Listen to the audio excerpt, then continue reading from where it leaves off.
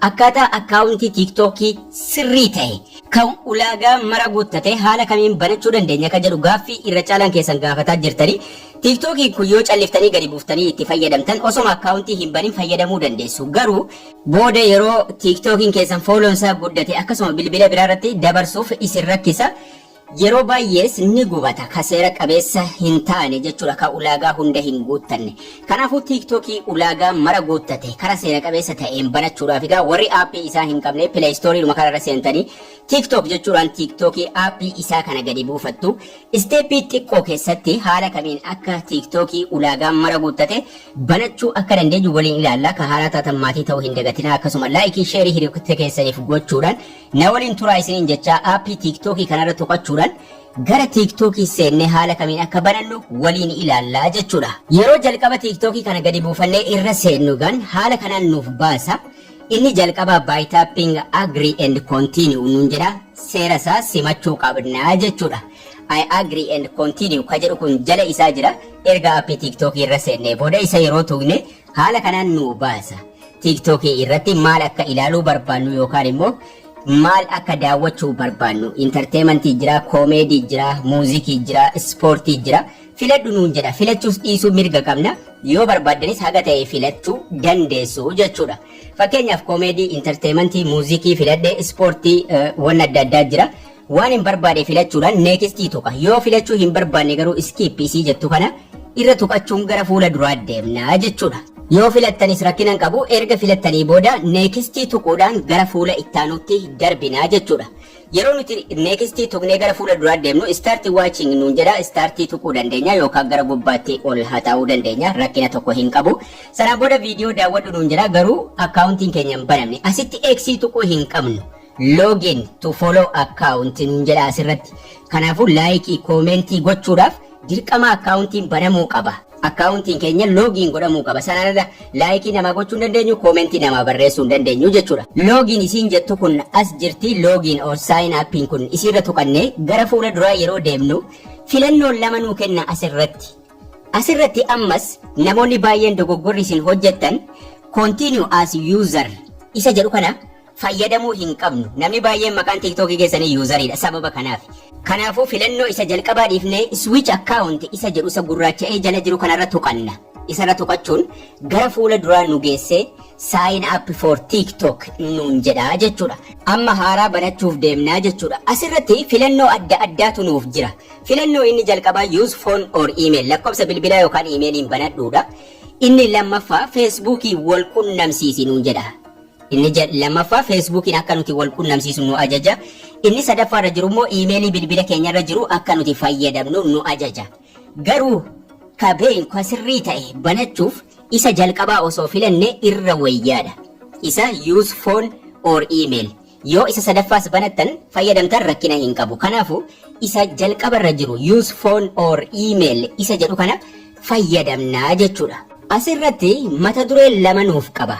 Mata dureen lamman kun tokko lakkoofsa bilbilaati, tokko iimeeliidha. Inni jalqabaa lakkoofsa bilbilaati phone number jedha. Isa qofas fayyadamuu dandeenya send code koonaa jechuudha. Mata duree inni lammaffaa kun immoo iimeelii.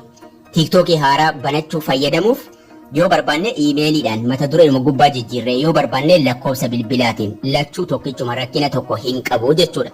Fooniirra lakkoofsa isa jalqabaarra yoo keenye lakkoofsuma bilbilaa itti guuttanna.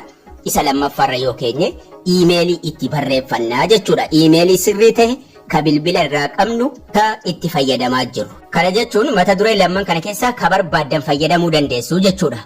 Amma mata duree iimeel jedhurra kaa'ee iimeelii irratti katabaa jechuudha. Iimeeliin keenya yeroo mara yeroo katabamu qubee tokko gidduudha dogoggoruu hin qabnu.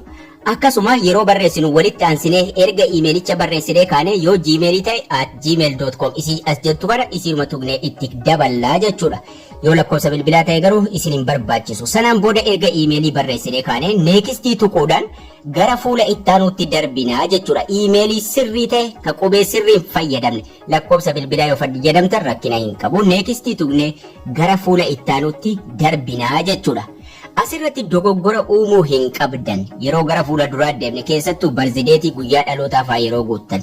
Erga iimeelii barreessinee kaane haala kanaan yoo isin gaafate wantoota gidduu kana lamman jiran kana Mallattoolee kana lamaan sirriitti geessanii walirra keessuu jechuudha. Akka nama walitti keddahuutti verification completed isiniin jechuudhaan gara fuula duraa isin dabarsaa jechuudha. Gara fuula ittaanutti. Fuula ittaanu kana irratti paaswordii jabaa barreeffadhu nuun jira. Paaswordiin keenya qubee mallattoo fi lakkoofsaan osoo wal makaa ta'ee bareeda. Akkaataa paaswordii itti jijjiirratanii irratti sirriitti ibseen jira. Erga paaswordiin keessa barreessitanii booda neekistii tuquudhaan gara fuula ittaanutti dabarfanna. Sadanuu raayitii gochuu qaba. Neekistii tuquun gara fuula ittaanutti darbinaa jechuudha erga paaswordii nu simate. Asirratti sirriitti itti xiyyeeffachuu qabdu dogoggora uumuu hin qabdan. Barzideetii keessan guyyaa dhalootaa yeroo barreessitan waggaa 18 ol guutuu qabdu. Asii bara kana gade haxooftuu jechuudha. Hamma bara 1990 wayiitti jechuudha. Umuriin isin asirratti guuttataa jirta waggaa 18 ol tahuu qaba. Sanaan ala gaafa isin fooloo 1000 guuttattan laayivii isin seensisuu jechuudha. Kanaafuu isa jalqaba bara 1990 wayirra keessu sanduuqa isa lammaffaa jirummoo baatii barbaadanirra geessitanii keessu guyyaa dhalootaas baatii barbaadanirra keessan rakkina hin qabu. Garuu bara sanarratti xiyyeeffachuu qabdu. Sana booda erga haala kanaan guuttanii booda neekistii tuquun gara fuula duraa adeemtu jechuudha.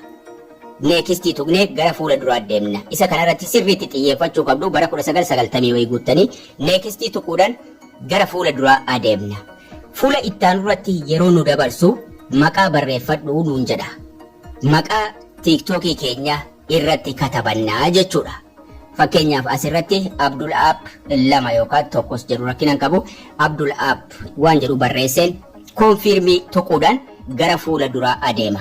Maqaa ergan barreeffadhe booda asirratti alloo tuquu dandeessu yoo barbaadan namni lakkoofsa bilbilaa isin seef godhatanii qabdan akka TikTokii keessan argu yoo barbaadan alloo gootu yoo barbaadan diinee gootu jechuudha. Maatii hedduu achirraa argachuu dandeessu yoo alloo tuqxan. Sanaan booda gara piroofaayilii keessanii deemtu. Waan guddaa waan nu hafee jira. Gara piroofaayilii deemuudhaan waan lama dirqama sirreessina. Innis maal inni jalqabaa maqaa inni iimeelii irraa fudhate kana idiit piroofaayilii kana tuquudhaan maqaa sana irraa jijjiirra. Username isa jedhu isa lammaffaa kana irraa jijjiirran. Yeroo jijjiirru walitti aansinee barreessuu qabna. Username waan ta'eef waan isin fayyadamtan namni biraa fayyadamuu hin danda'u. Fakkeenyaaf Abdul App lakkoofsa 2 jedhee naddiimesse. Kana jechuun namni biraa fayyadamee jira. Abdul App lakkoofsa 1 haa jedhu isallee naddiimesse maaliif namni biraa fayyadamee jira. As jala garuu Abdul App lakkoofsa 3 lakkoofsa 7 11 fayyadamuu dandeessanaan jedha. Sanuma keessaa lakkoofsa 3 haa fayyadamu Abdul App lakkoofsa 3. Amma raayitii naa godheera seeviin godhadha.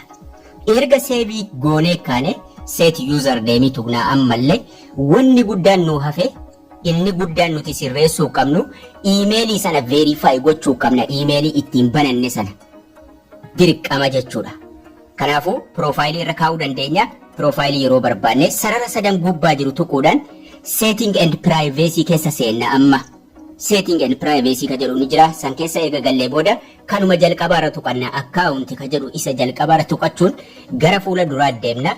Ammallee isa jalqabaa akkaawunt informationii kanarra tuqachuun iimeeliin keenya raajeffannoo diimaa qaba waan ta'eef irra tuquudhaan verify goonaa jechuudha. Irra tuqna verify email nuun jedha. Verify emailii kana tuquudhaan emailii sana abbaa emailii kana ta'uu keenya mirkaneessina. Send code nuun jedha. Send code tuqnee koodii emailii keenya irratti nuuf erga. Jidduu bilbila keenyaa tuqnee ba'uudhaan kanaasumatti dhiifnee eessa deemna? Gmailii irra deemnaa jechuudha. Bakka iimeelii irraa ergaan irratti nu dhufu sana deemnaa jechuudha. Jalqaba irratti naa dhufee jira. Yoo hin dhufne piroofaayilii gubbaa jijjiirtu jechuudha. Iimeelii isa durarra taa'uu qabutti. Iimeelii asii jijjiiruu qabdu jechuudha. Koodiin kiyya naa ergame, koodii naa ergame kana fidee asirratti barreeffadhaa jechuudha. Iimeeliin kiyya amma raajeffannoo diimaan irra kaa'ame sun irraa badaa jechuudha. Amma iimeeliin kiyya sirraa'e 100% lakkoofsa bilbilaa yeroo barbaadanitti asirra tuquudhaan lakkoofsa bilbila irratti katabattu send koodii yeroo isin tuutan koodii isiniif erga koodii sana irratti katabattu lakkoofsa bilbilaas irratti ida'attu jechuudha. Ammallee wanni isinii hafu sarara sadan kana tuquudhaan setting and privacy keessa seentanii akka inni private account hin taane mirkaneessu isa lammaffaa tuqxu. Amma immoo privacy isa jedhu kana tuquudhaan private account inni jedhu jalqabaa kun akkasitti daalachaa'ee taa'uu qaba jechuudha. Haala salphaa ta'ee kanaan TikTokii ulaagaa mara guuttate banachuu dandeessu. Sanaan booda viidiyoo irra maxxansuu eegaluu dandeessu. Isiniin jedha barnoonni keenyas kana fakkaata. Akka isin irraa barattan abdii guddaan qaba. Haga barnoota kutaa itti aanu walitti deebinutti turtii gaarii.